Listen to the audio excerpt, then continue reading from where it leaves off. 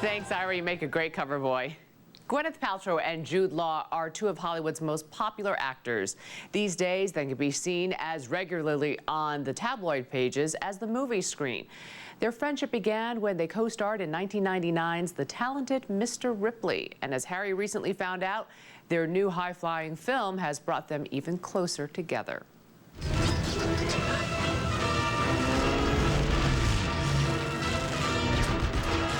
You okay? Great. You don't look so good. Pull up! Set in a highly stylized vision of New York circa 1939, Sky Captain and the World of Tomorrow is an old-fashioned adventure that harkens back to the cliffhanger movies made during Hollywood's golden era. In the film, Gwyneth Paltrow and Jude Law team up to battle an evil genius out to destroy the planet. Calling Sky Captain. Come in, Sky Captain. The film takes the world of make-believe to the next level, not through its story, but by its filmmaking. The actors work completely in front of blue screens, with every background and most props filled in through computer-generated imagery. It was an experience. I mean, it was definitely something that required an adjustment. It was an experience. Yeah, it was. A good experience? It was everything. As Jude just was saying before, it was like, at times, you know, liberating, exhilarating, bizarre, uncomfortable, boring, you know, torturous, and then fantastic again. It just sort of depended on the day, what we were doing, imagining that you're, you know, going here and there. And so does the director come on? There were days when it was like being, you know, being playmates, you know, like at a friend's house, and then other days where you just felt like you were going to go insane because you were acting to a blue screen and a red blob, and that was it. And somebody says, oh yes, this is a 500-ton robot that's going to crush you. Exactly. Right. All right. The look of this movie is amazing, and if you don't mind, you come on screen. She looks phenomenal, doesn't she? Absolutely phenomenal. You breath away. Lit so perfectly. well, they did that all with computers. I mean, that's why I look so good. They painted, you know, it's all painted modesty. with. No, That's serious true. modesty. That's true. The clothes are killer. That hair is killer. The makeup is fantastic. But all that lighting, you know, where there would just be a light across our eyes or something, that was all done in post-production. So they sort of painted it all. Oh yeah, all the lighting and the shading was done in post too. Wow. Okay, now go straight. No, go right. Back there. I could use a little more warning next time. While the film is a high-tech adventure story, its retro feel is also present in the relationship of the lead characters. Well, at the heart of this incredible visual feast and adventure story, I think both of us kind of grabbed onto this central relationship, romance, bickering, banter, kind of pally 30s sort of relationship, like a life raft, because to us that was the heart of the film, but it was also the most fun for us. These days, Paltrow seems to be having her fun away from movies. Last year, she married musician Chris Martin, and in May, she gave birth to their daughter, Apple, setting off a tabloid frenzy.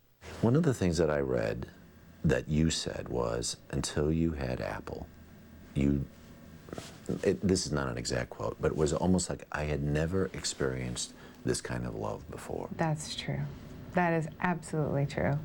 It's like a whole other compartment of your heart or something that you never knew existed. It's just, it was just to me like a whole other, you know, dimension in space and time. It was like this whole love that I never knew I could have room for. And I also found it very healing. You know, it was like a love that sort of healed a heart that had been through a lot of suffering. Did you ever impart any parental advice? Gosh, I'd never dream of doing that. She's a natural, and she's someone who gets it straight away. She's just one of those people. Gwyneth's just one of those people who just, you know, meets and treats everyone. Treats everyone openly and lovingly, and she just gets children like that. So I wouldn't dream, especially me. I wouldn't dream of saying, you know what you got to do. He really is, and he really makes so much time for his children, and they have such great relationships. It's really lovely to see. You said Jude makes time for his children and is so good that way. One of the other things you've suggested is maybe you won't work so much. Do you think? That is definitely true, especially when Apple's so little and all she knows at this point is if I'm in the room or if I'm not in the room. It's not like I can even explain to her, I have to go and do this shot, I'll be back in 45 minutes and then we can, do you know what I mean? It's just, it's just an absence or a presence. So I just feel like right now, while she's in this stage, I need to be a presence. Last question. What's Apple? What is it? How do we get the name? Yeah. Her daddy just said, well, when we were first pregnant, I think it's if it's a girl, we should call her Apple. Apple Blythe Allison. And I just thought it was so beautiful. I think apple just conjures such lovely things, you know. It does. Apple blossom, you know. It's just so sweet, and I don't know. I love that he named her too, and I just I didn't know it was going to be such a topic of conversation. But it's funny because there are girls named Ivy or Rose or Lily. Iris, or my daughter's called Iris. And Right. that wasn't an international scandal, was it? I don't know if it's a scandal, but what it leads to, is she a Macintosh? Is she a Granny Smith? Is she a Rome? Is she a Golden Delicious? I think she's a Golden Delicious. Sky Captain and the World of Tomorrow opens nationwide today. It's being released by Paramount Pictures, which is owned by the same parent company as CBS. Now here's Hannah.